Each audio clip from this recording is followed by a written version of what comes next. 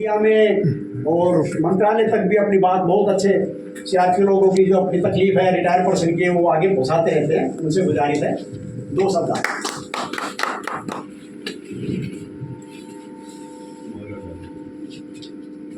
माननीय ADG HR Singh, confederation chairman, विषम पितामह का हम दर्जा दें चिल्ला सिंह रावत जी, जो हमारे पुलिस एसोसिएशन के अध्यक्ष हैं, और जो है मंच संचालक,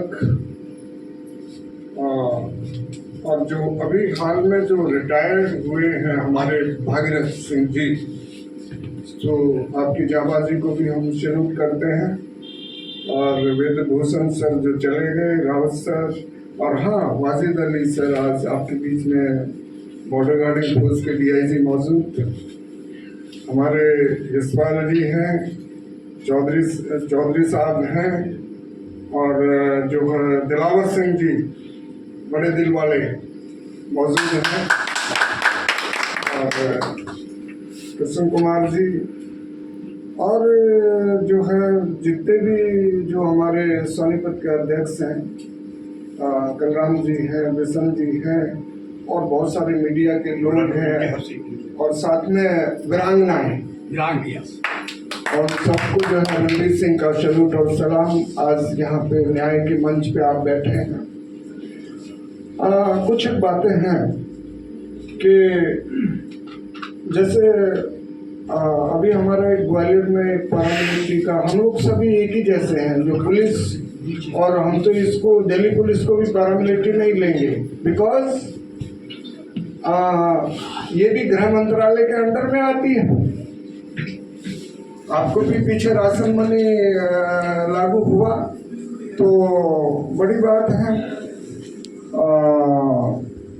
अभी जिक्र आया कि भाई कोर्ट का भी जिक्र आया।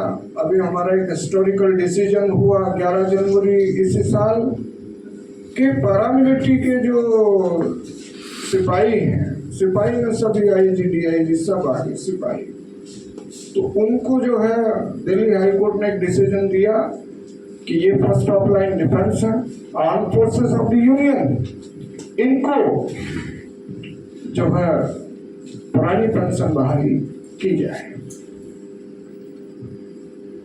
4 हफ्ते का टाइम दिया, उसके बाद 6 मार्च को सरकार जो उसके फिर से कोर्ट में गई कि भाई हमें 2-3 हफ्ता 4 हफ्ता और चाहिए।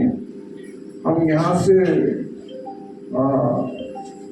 आवाज लगाएं, सरकार तक जाए कि भाई समय की मांग के पैरामिलिट्री के जवानों को पेंशन दी जाए। साथ में दिल्ली पुलिस के जवान जो एमएचए के अंडर में आते हैं, तो हम यह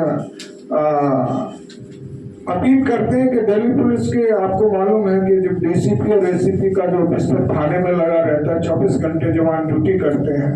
ये कोरोना वैरियर्स है, बहुत बड़ी लंबी लड़ाई इन्होंने, जो है ये जितने भी योद्धा बैठे हैं इनको भी सैल्यूट।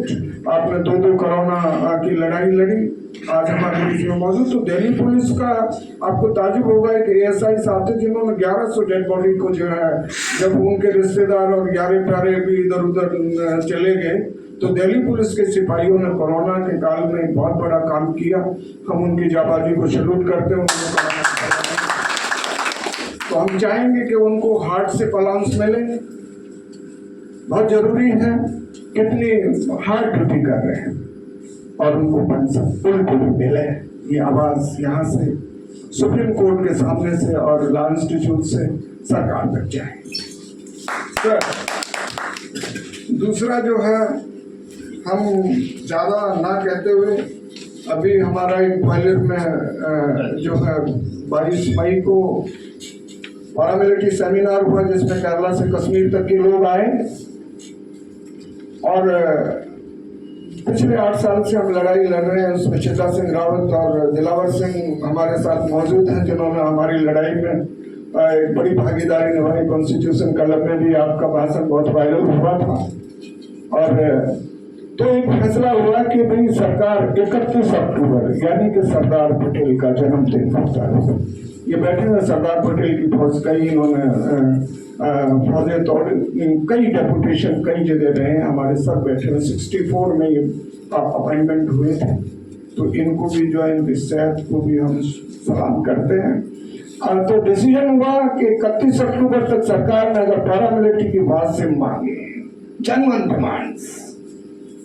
डिमांड्स में क्या है कि जैसे पुरानी पेंशन, जैसे शहादत में भेदभाव ना हो, एक्सपेंस स्टेटस हमें भी मिले। आपको जो है अब देखिए ना, आपने सुना होगा मिलिट्री फ्लैग डे, सोचने वाली बात है, बहुत जरूरी है। मिलिट्री फ्लैग डे जिसमें आप जितने भी जो वेरियर्स बैठे हैं, पूरा इंडिया कोरोना के हिसाब से 7 दिसंबर को उसमें डोनेट करते हैं। किसके लिए?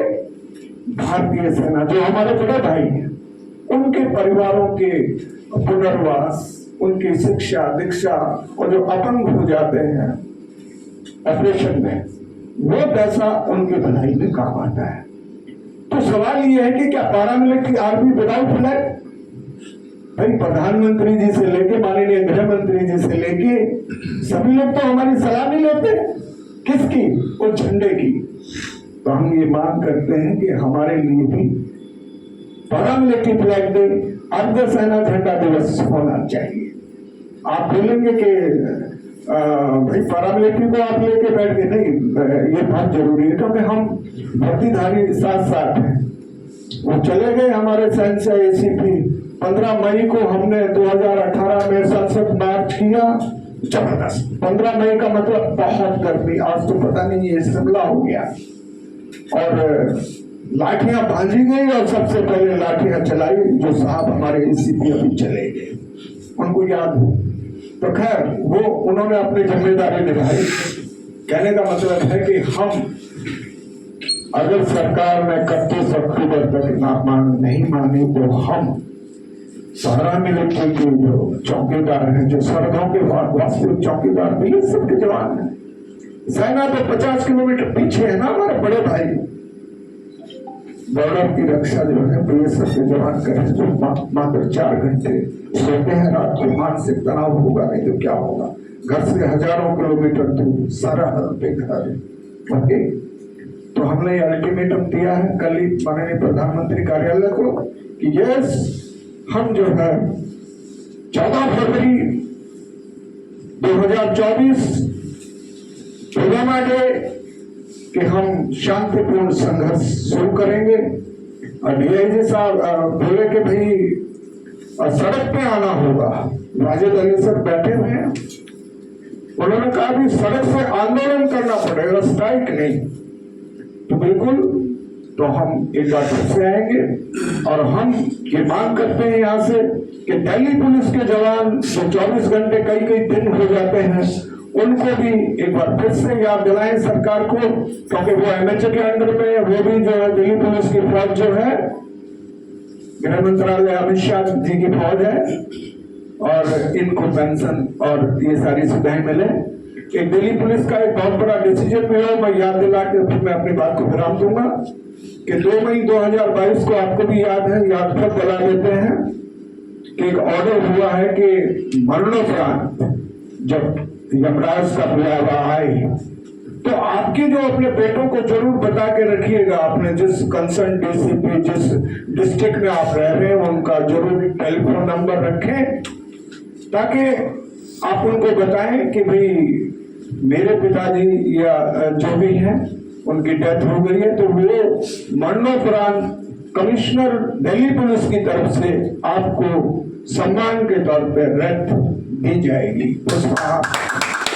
तो ये आपके लिए बहुत जरूरी है।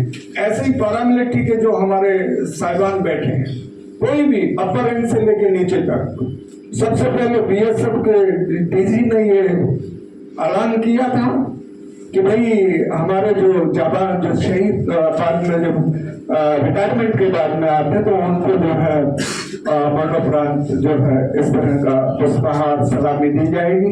बाद में साहब दिल्ली पुलिस के कमिश्नर आ गए, तो उन्होंने यहाँ पे वो आदेश सबके लिए भी होगा डाली। खैर, तो बाद में ये सभी प्रोसेस में लागू हो गया अभी, तो ये एक अच्छी बात है। तो हम चाहेंगे कि सरकार हमें भी कम से कम अर्धसेना झंडा दिवस कोष दे, ताकि वो कोष जो इंडिया, इसमें किसी बड़े बजट की जरूरत नहीं, नो, इच्छा शक्ति की जरूरत है। और इसके लिए हमने सरकार वाहिद अली डीआईजी सर बैठे हुए हैं। 2 फरवरी 2021 को एडीजी एचआर सिंह के नेतृत्व में यूनियन होम सेक्रेटरी से मुलाकात हुई। 5 बार नित्यानंद राय जी गृह राज्य मंत्री से मुलाकात हुई। अभी अप्रैल 17 को वार्ड चेयरमैन जो 2 फोर्सेस के डीजी है डॉक्टर अजल फैसल बीएसएफ और सीआरपीएफ के, उनको भी हमने मेमोरेंडम में ये मांग की गई कि सर ये बहुत जरूरी है, ताकि हमको मरते वक्त तो आप सलामी दे रहे हैं तो जिंदे जी भी हमको सेना झंडा दिवस, अर्ध सेना झंडा दिवस दिया जाए।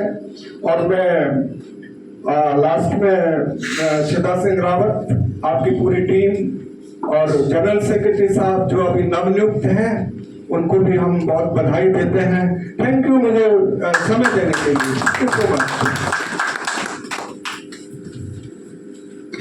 एक और अच्छी समझ की जानकारी ज्ञान के बाद हमें मिली है।